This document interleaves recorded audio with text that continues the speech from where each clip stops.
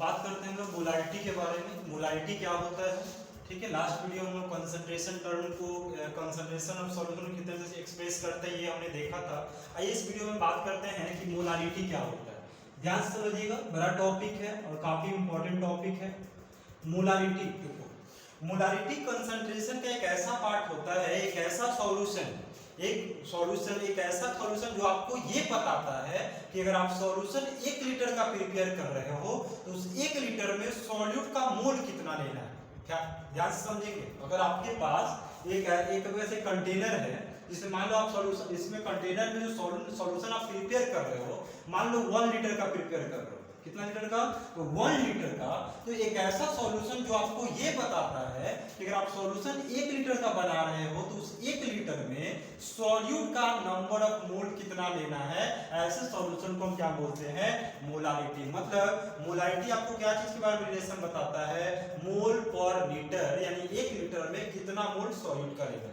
तो हम इसको डिफाइन कैसे करेंगे, हम इसको डिफाइन करेंगे कि the number of moles of solute, the number of moles of solute dissolves in per liter of solution is called molarity. It is denoted by capital M। ध्यान से समझिएगा, मोलारिटी कंसंट्रेशन का एक ऐसा पार्ट होता है, एक ऐसा सॉल्यूशन होता है जो आपको ये बताता है कि अगर आप सॉल्यूशन 1 लीटर का बनाना चाहते हो तो उस 1 लीटर में सॉल्यूट का मोल कितना लेना है, इसको हम कैपिटल M से डिनोट करते हैं। दैट इज, इसके लिए फार्मूला क्या लिख सकते हैं हम लोग, तो मोलारिटी इक्वल टू फार्मूला क्या हो जाएगा, मोलारिटी इक्वल टू हो जाएगा number of moles of solute by volume of solution। क्या चीज में लेना है, लीटर में लेना है। अब थोड़ा सा इसको डिराइव करने की कोशिश करते हैं, क्योंकि आप जानते हो कि since we know that number of mole बराबर, आप फॉर्मूला जानते हो, नंबर ऑफ मोल बराबर जो फॉर्मूला होता है वो होता है मास बाई मोलार मास। क्या फॉर्मूला होता है, मास बाई मोलार मास, ठीक है। और देखो नंबर ऑफ मोल किसका है, सॉल्यूट का, तो मास भी किसका होगा, सॉल्यूट का, मोलार मास भी किसका होगा, सॉल्यूट का। तो इस फॉर्मूला को हम यहाँ पे पुट कर सकते हैं। तो इसके लिए क्या लिख सकते हैं, देयरफॉर मोलारिटी इक्वल टू क्या लिख सकते हैं, मास of solute bye molar mass of solute into क्या हो जाएगा, वॉल्यूम ऑफ सॉल्यूशन।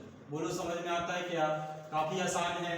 मतलब आपको ये बताएगा मोलारिटी कि सॉल्यूशन के 1 लीटर में सॉल्यूट का कितना मोल लेना है।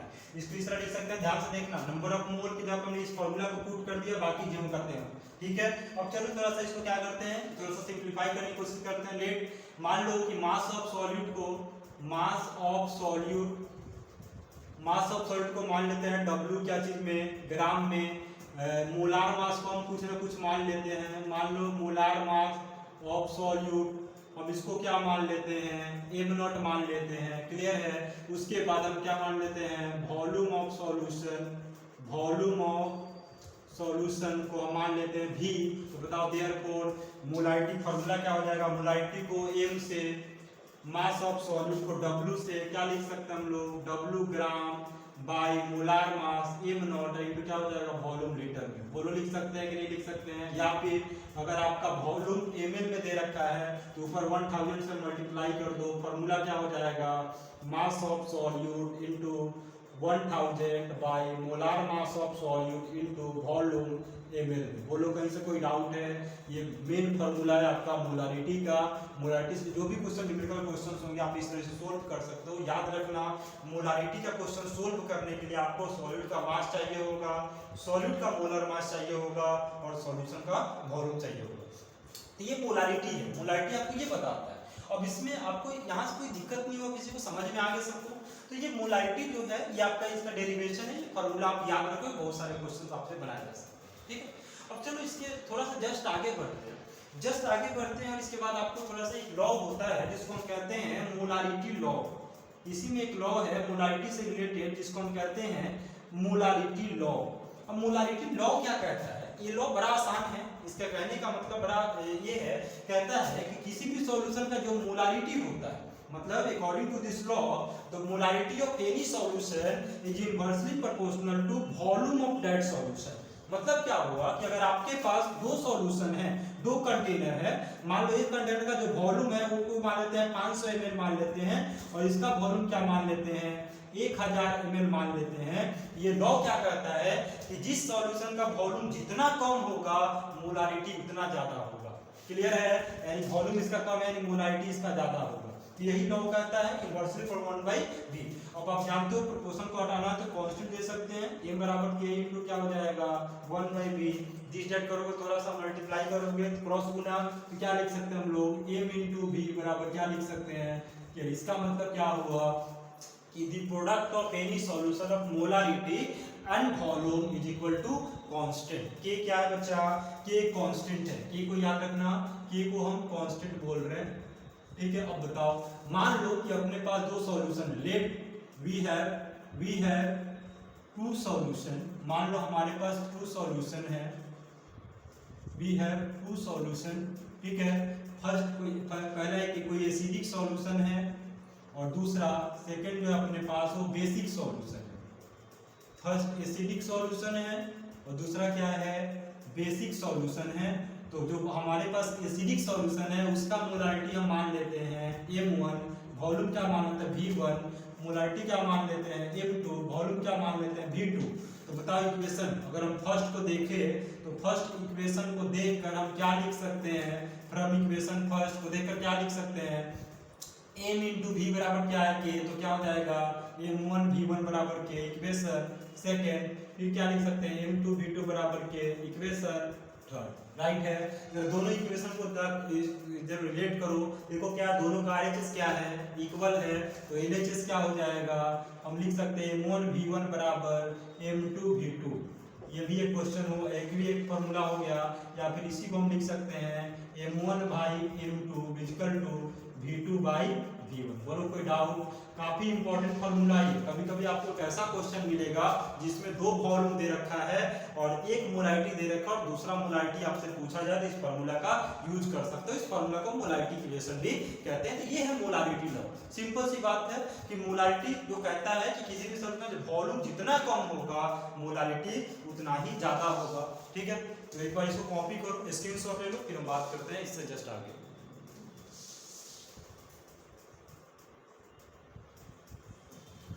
फिर जस्ट इससे आगे हम लोग बात करते हैं मोलारिटी लॉ। हमने देखा ये आपको समझ में आया होगा।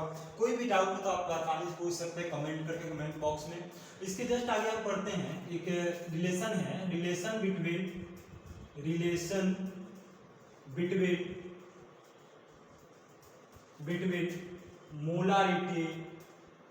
Molarity and strength of solution. Strength of solution और मोलारिटी में क्या डिफरेंस होता है ये जरा देखेंगे।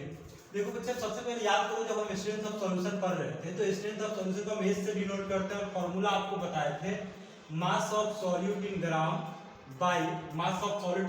बाई वॉल्यूम लीटर, ये बताया था फॉर्मूला। और जस्ट हमने थोड़ा देर पहले मोलारिटी बराबर जो फॉर्मूला पढ़ा है वो हमने फॉर्मूला पढ़ा है मास of solute by molar mass of solute into volume क्या चीज में लीटर में। अगर हम इसको थोड़ा सा इधर उधर करेंगे तो क्या लिख सकते हैं W/V इनटू 1/m0 लिख सकते हैं। बताओ ये W/V किसका फॉर्मूला होता है स्ट्रेंथ ऑफ सॉल्यूशन। इसके साथ क्या लिख सकते हैं स्ट्रेंथ ऑफ सॉल्यूशन इनटू क्या हो जाएगा 1/m0। थोड़ा सा इधर उधर करोगे तो ये लिख सकते हैं स्ट्रेंथ ऑफ सॉल्यूशन बराबर क्या हो जाएगा m इनटू m। ये रिलेशन होता है strength of solution equal to the product of molarity and molar mass of. So इसको याद रखिए। ठीक है, ये सब क्वेश्चन ये सब फॉर्मूला जो है ना क्वेश्चन आने में काम आएगा। ये सब फॉर्मूला आप याद रखोगे, इस पे हैशटैग लगा हुआ है, काफी इंपॉर्टेंट फॉर्मूला। ठीक है, थोड़ा सा हम लोग बात करते हैं आगे इससे जस्ट आगे कि हम थोड़ा सा बात करते हैं कि देखो मोलारिटी के बेसिस पर हमने सॉल्यूशन को अलग अलग से डिवाइड किया है, अलग अलग टाइप उसको डिवाइड किया है। तो हमारा अगला टॉपिक है मोलारिटी से related types of solution types of solution on the basis of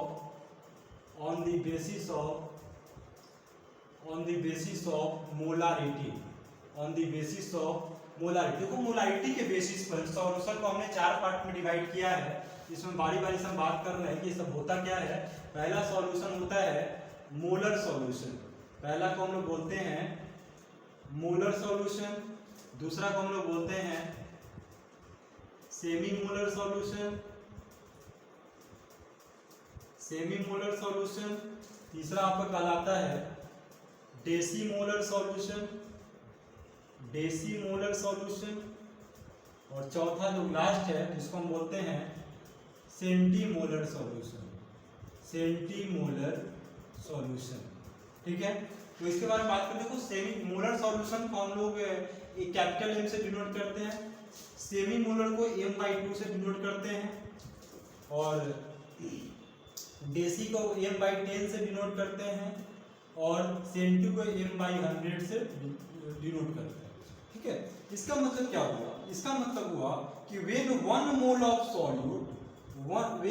mole of solute dissolves in 1 liter of solution।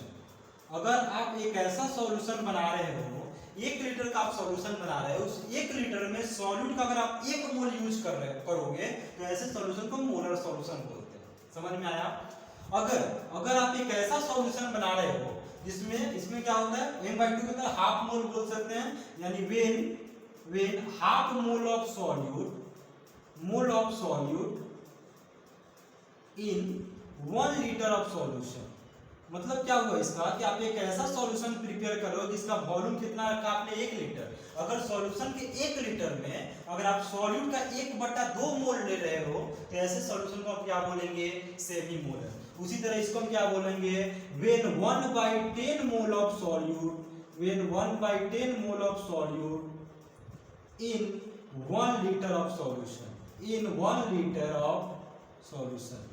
अगर आप सॉल्यूशन के 1 लीटर में सॉल्यूट का 1/10 मोल लोगे तो ऐसे को हम क्या बोलेंगे, डेसीमोलर। अगर आप 1/100 मोल लेते हो, ये 1/100 mole of solute in 1 litre of solution, ठीक है, ऐसे सॉल्यूशन को हम क्या बोलेंगे, सेंटीमोलर बोलेंगे। सिंपल सी बात है कि ऐसा सॉल्यूशन में आ रहा है जिसमें सॉल्यूशन का वॉल्यूम कितना है, 1 लीटर, और उस 1 लीटर में आप सॉल्यूट का 1/100 मोल लेते हो, ऐसे सॉल्यूशन को क्या बोलेंगे, सेंटीमोलर। तो आई होप आपको मोलारिटी समझ में आया होगा। मोलारिटी का कथा कहानी यही है। हमने मोलारिटी से स्टार्ट किया और हम यहाँ टाइप्स ऑफ सॉल्यूशन के बेसिस ऑफ मोलारिटी पे आ चुके हैं। तो थोड़ा सा ध्यान रखिएगा, जो भी फॉर्मूला हमने दिखाया फॉर्मूला आप याद रखने वाला चीज है कि जब भी आप न्यूमेरिकल्स करोगे तो फॉर्मूला का बड़ा इंपॉर्टेंस होता है। तो जब आप फॉर्मूला याद रखोगे तो आप इसको कॉपी करो और आपका ये मोलारिटी जो है यहाँ पे इसका ये समाप्त होता है।